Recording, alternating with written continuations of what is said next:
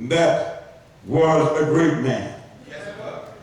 The Bible said that Job was the richest man, or one of the richest men, or the richest man in the land of Uz. Now some people said that this particular scripture is only a figment of our imagination, or it's not a true story, but it is a true story. But God is not going to lie and make you, just to make you take notice. The Bible said he is God. He's a God that cannot lie. And he does not tempt man with sin. Well, here it is. Now, watch this. Here it is. When God and the sons of God met together for a council. God had met them, and when he met with them, they were coming to give God counsel, no doubt, of telling him what was going on, even though I believe he already knew, but he wanted them to come back, angels or whatever, wherever they'd been, no doubt, in the earth, coming back to give report to God. And then one thing that God noticed in this, when God noticed this, he realized that there was somebody in the midst that didn't look like the sons of God. Are y'all with me here? And when he saw him in the midst, he said, "From where do you come from?" Satan replied, to God, I've been walking up and down in the earth, and I've been also walking to and fro on it. God didn't say, "Well, what you come for?" He told him. He said, "Now, have you considered my servant Job?" In other words, I know you've been picking at him, but you couldn't get to him. Everything that you tried to do, you couldn't get it. Everywhere you tried to touch him, you couldn't get him, because Job is a loyal servant. And I tell you, see, the devil looked at him and said, "Well, yes, in other words, that's what he's saying in the scripture here. He said, you've already built a hedge around Job." Now the hedge, y'all, listen to me. It wasn't some shield. It wasn't some kind of a block wall or whatever that the devil couldn't get to him as far as getting into physically. But the spiritual enlightenment and strength of Job, his integrity, made him stand strong for the Lord. Why? Because every time Satan, no doubt, would try to touch him, he couldn't do nothing with him. And I want us to know tonight, are y'all with me here? I want us to know tonight that every time the devil is picking at you in a certain area, God already knows whether you can stand up to the test or not. Look at somebody and say, "Have you been tested yet?" Oh, yes.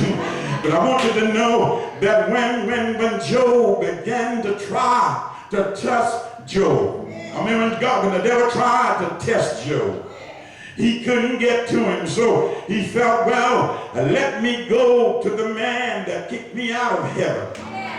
Are y'all with me here? This man I know that I'm trying to tamper with, he won't give in and he won't give up. But I believe I have a way to get to him if I can get God to go along with the program. Are y'all with me here?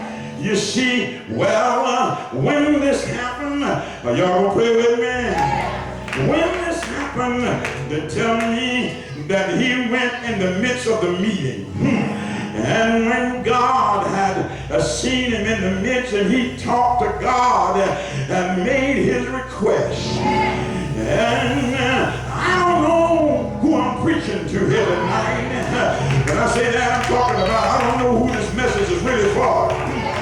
But I found out that every time the devil tries to get to us, God is letting us know that he knows that the devil is trying you.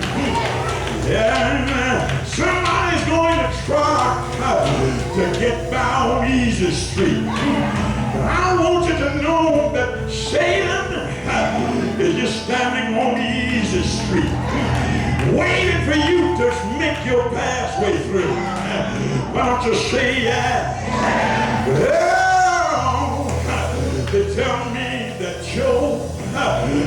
Don't pray with me.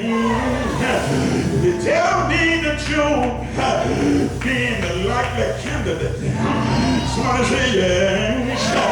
And they tell me that when the devil went and told God what he wanted to do, God said to him, well, he already, because what the devil did, he said, now listen here. He said, now, you said that Job is a perfect man.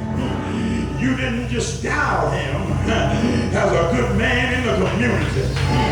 You didn't style him as a man of his caliber with other folk. You didn't say that he was the best man or the best rich man, but you classed him with the men all over the earth. God knows everybody. Why don't you say when? I wish I could preach in here tonight. When now? He looked at him and said, well, now you know that this man is the perfect man. He's a perfect and upright man. Yeah, Job is a respectful man to meet God. And he said, well, I want you to know, Job doesn't serve you for nothing. Look at where the devil changed the conversation.